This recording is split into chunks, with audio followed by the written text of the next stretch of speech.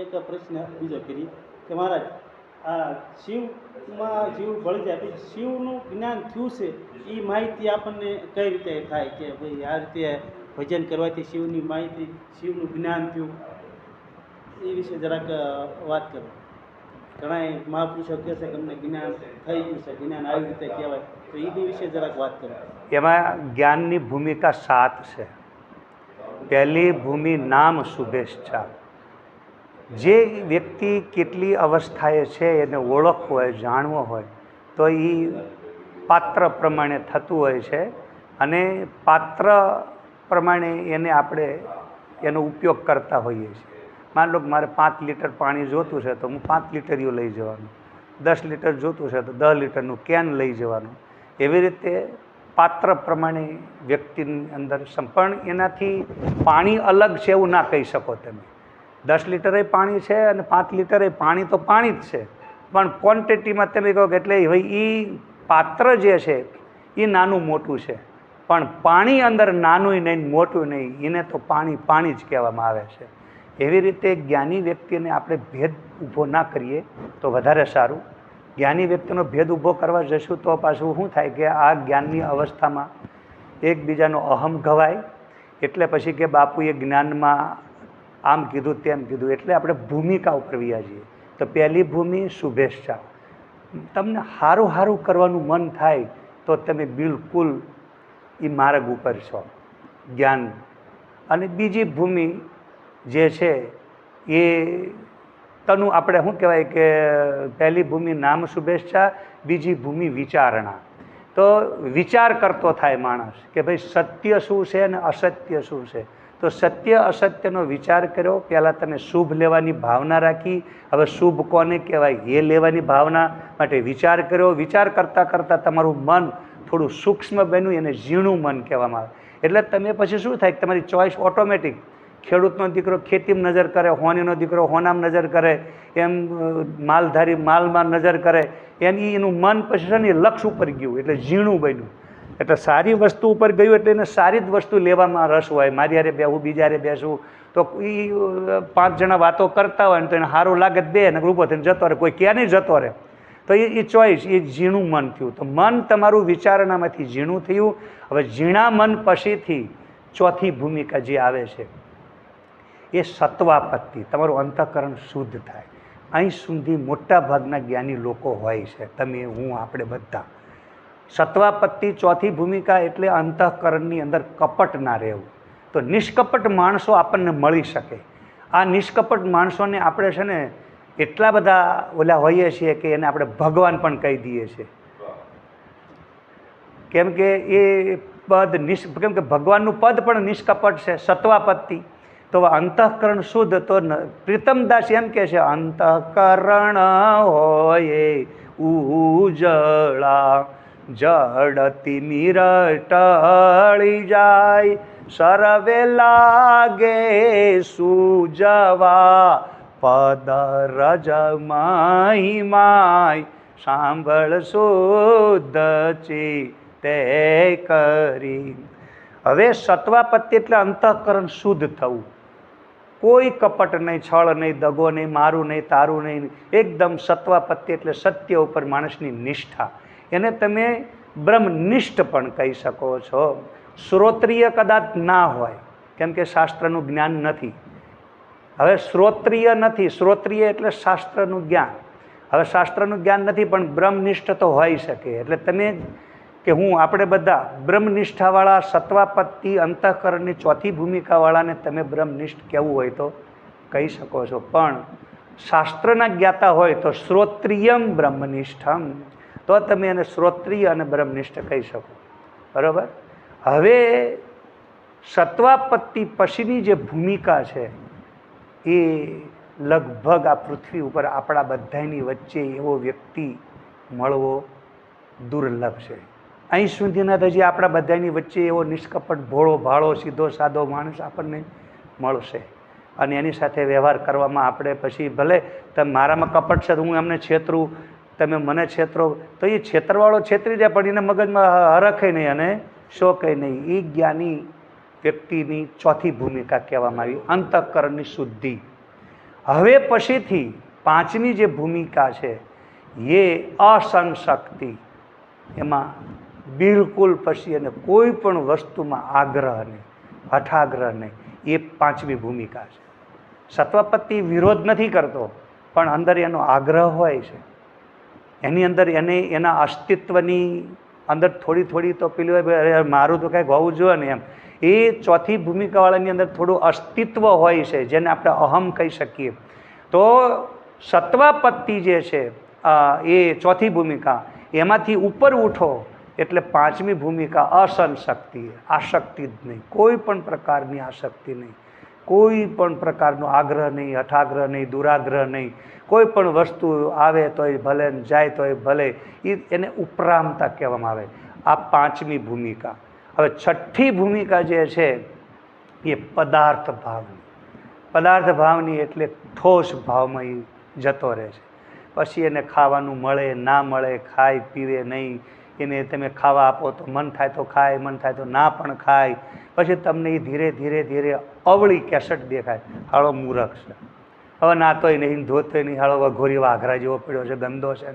હવે એને પછી કોઈ વસ્તુની માન નહીં, અપમાન નહીં, કોઈ બોલાવે ન બોલાવે, કોઈ પણ પ્રકારની એને હવે અંદર આસક્તિ નથી. તો અંદર એને શરીરમાં, જેમ એક મારા જીવનમાં એક સંત મેં જોયેલા, એને આમાં જીવડા પડેલા હતા, લંગોટી પહેરેલી હતી ઉત્તરકાશી હિમાલયમાં. તો એ જીવડા પડીને હેઠા બહાર નીકળે ને ખદબદીને, તને પકડે પકડીને માલપા નાખે કે સાલે ખા લે તું, अब ये हराम की हड्डी बिना मेहनत किए खा खा के तेरे जैसे कई लोगों का नोच नोच के खाए तो तुम भी नोच के खा ले, अब फिर मिलेगा नहीं, अब जो तेरा ऋण है वो खा के जा, नहीं तो मरेगा साला, फिर मेरे पास से कुछ मिलेगा नहीं, अभी खाना खा ले. તો હવે આખું શરીર હળી ગયું છે, જીવડા પડ્યા છે, જીવડાને પાછા માલપા નાખે છે. આને પદાર્થ ભાવની ભૂમિકા કહેવામાં આવે. નાય નહીં, ધોવે નહીં, અઘોરી કહેવામાં આવે. પડ્યો હોય ક્યાંય, એક પ્રવચન નહીં, સત્સંગ નહીં, કોઈ મારું નહીં, કોઈ અજ્ઞાની નહીં, બીજો એને દેખાતો બંધ થાય એટલે પદાર્થ ઠોજ, દ્વિતીયો નાસ્તિક, બીજો છે જ નહીં, તો કોને કથા કરવાની, કોને સંભળાવવાની? એક અદ્વિતીય તત્વ એને પદાર્થ ભાવની ભૂમિકામાં જ્યારે વ્યક્તિ જાય, પછી સાતમી ભૂમિકા તુર્યગા કહેવાય. 21 દિવસની અંદર એ વ્યક્તિનું શરીર છોડતો નથી. પીપલપાન ખરે એમ એનું શરીર ખરી પડે છે, એ શરીર છોડતો નથી, શરીર છૂટી જાય છે. એ સાતમી ભૂમિકાની અવસ્થા આપણે વ્યક્તિને આ એના લક્ષણો ઉપર સમજી શકીએ છીએ કોણ વ્યક્તિ કેટલો જ્ઞાની છે. પણ સત્વાપત્તિમાં આપણે બધા થોડા થોડા અહંકારી હોઈએ. ભલે મને કપટ નથી, ભલે મારામાં કોઈ પણ પેલું નથી, પણ છતાંય મને મારું કે ભાઈ હું સ્વામી બ્રહ્માનંદ સાગર, હું વેદાંતાચાર્ય, હું આશ્રમ ચલાવું છું, નિસ્વાર્થ સેવા કરું છું, મારે કોઈ સ્વાર્થ નથી. એ એક અંતઃકરણની શુદ્ધિનું લક્ષણ ખરું. પણ અહંકાર એ બધા ઉપર શું કરે છે કહો? પાણી ફેરવે છે. એટલે ચોથી ભૂમિકાથી પાંચમી ભૂમિકામાં જવાના લક્ષણો જે દિવસે આવતા જાય એ દિવસ પછીથી તમારી અંદર કે પછી એટલે આશ્રમ ખાધો ને હરામનું ખાધું એટલે બુદ્ધિ જતી રહે, જતી રહે, ભાઈ જતી રહી. જય સચ્ચિદાનંદ. પણ એ પાંચમી ભૂમિકાની અવસ્થા છે. પણ પાંચમી ભૂમિકાની અવસ્થામાં તમે એને પછી પાગલ કહો છો. ઘણા, એક અમારા વડદલા ગામમાં એક ભાઈ એવો હતો, એ ખાસા વર્ષ થઈ ગયા, 25 વર્ષ પહેલાં. એ કૂતરાના આપણે ચાંટમાં ખાવાનું નાખ્યું હોય ને તો એને આમ પકડે પકડે આગાડીને એમાં ખાતો. પણ ખબર પડી જ્યારે એ મરી ગયો ત્યારે ખબર પડી કે એના શરીરમાં કોઈ દુર્ગંધ નહીં, શરીરની અંદર કોઈ પણ માંસ મંદિર કે કશું જ નહીં. આમ શરીરને અડમ તો એટલો ને એટલો લોચો બહાર આવતો રહે, અંદર રૂ જેવું આમ પોચું પોચું, બિલકુલ અંદર કોઈ જ વસ્તુ નહીં. તો કહેવાનો, હવે ઘણા લોકો કહે કોલા ભાવનો પાપ્યો હશે કેટલાની હારે તો કૂતરા ભેગો કૂતરું ખાય છે, એમ ખાય છે. આવી પણ એને આપણને એક એવું બોધ આપ્યો કે ભાઈ માણાઈ પણ જનાવર જેવો જ છે, જો આ જનાવરની જેમ. પણ સમજણ એની અંદર કંઈક બીજી છે, એની અવસ્થા કંઈક જુદી છે. જ્યારે શરીર છોડ્યું ત્યારે એની જે ગંદકીમાં ખાધું એમાંની શરીરમાં એક પણ આટલી ગંદકી નહોતી. એટલે એને યોગી કહેવામાં આવે કે આસક્તિ રહિત અસંશક્તિ. પાંચમી ભૂમિકા પછી પદાર્થ ભાવમાં એ છઠ્ઠી ભૂમિકા છે. અને છઠ્ઠી ભૂમિકામાં એ શરીર કેવલ વ્યવહારમાં ખાવા ખાતર ખાય છે, શરીરનું વ્યવહાર શરીર કરે છે. પણ એ શું ખાય છે? શું નથી ખાતો, શું કરે છે, એની સાથે એને કોઈ લેવા, અને શરીર ખાય છે તોય ભલે, ના ખાય તોય ભલે, માન છે એની એને કોઈ લેવા દેવા નથી. એને યોગી કહેવામાં આવે છે. અને આવો યોગી શરીરથી અલગ ભાવમાં રહેતો હોય તો એનામાં કોઈ પણ એ ગંદકી હોતી નથી. એટલે એ શરીર છોડતો નથી, શરીર છૂટી જાય છે. આવા પ્રકારના લક્ષણો હોય છે. અને એ લક્ષણની અંદર જેટલી પ્રજા તમારી નિંદા કરે એટલા તમે ઊંચા પદ ઉપર જઈ રહ્યા છો.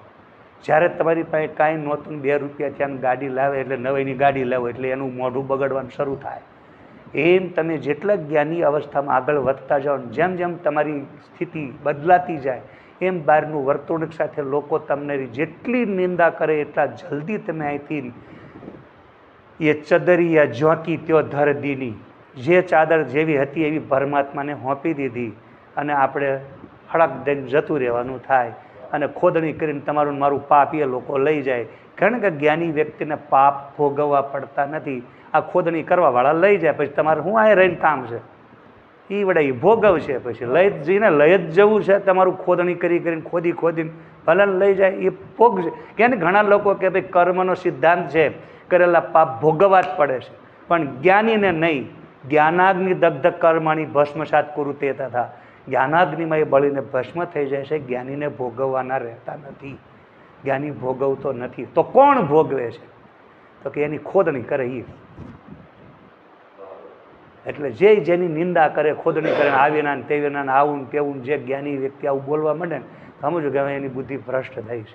એટલે હવે બધું ધીરે ધીરે ઇન્પા વયું જાય. એટલે એ રૂપિયાવાળો બનતો જાય, ગાડીઓવાળો બનતો જાય, બંગલાવાળો બનતો જાય અને તમારી ખોદણી કરતો જાય. જો હું પૈસા, તો બાહ્ય પદાર્થના પ્રભાવમાં એ આવતો જાય અને ઓલો અંદરના પ્રભાવમાં વિયો જાય અને અંદરથી બધું છોડતો જાય. એટલે ગાંડો થતો જાય, પાગલ થતો જાય, કૂતરાની ભેગું ખાતો જાય, એવી એની એક અવસ્થા નિર્માણ થતી જાય. એ જ્ઞાનની અવસ્થાને સમજવાવાળા આ દુનિયામાં મળવા મુશ્કેલ છે. એટલે આવા જ્ઞાની વ્યક્તિ માટે શંકરાચાર્ય ક્વચિત વિદ્વાન મૂઢો ક્વચિત હા હેતિ રુદિતમ, એટલે વિદ્વાનને તમે સમજી જ ના શકો. કોઈક વિરલા જ એની ભાષા સમજી શકે કે કોઈ વિદ્વાન વ્યક્તિ હોય, કોઈ મૂર્ખ હોય, કોઈ રોતો હોય, કોઈ આનંદ કરતો હોય, કોઈ પાગલની જેમ ઘૂમતો હોય, રખડતો હોય, રોડ ઉપર એવા ગાંડા વેડા કરતા હોય.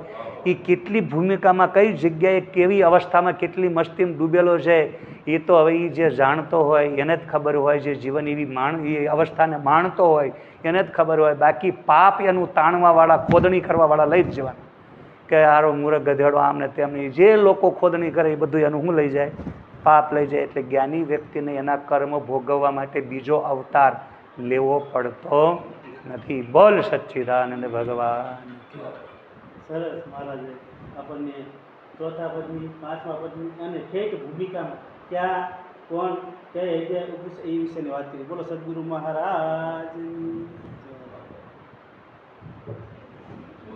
સરસ.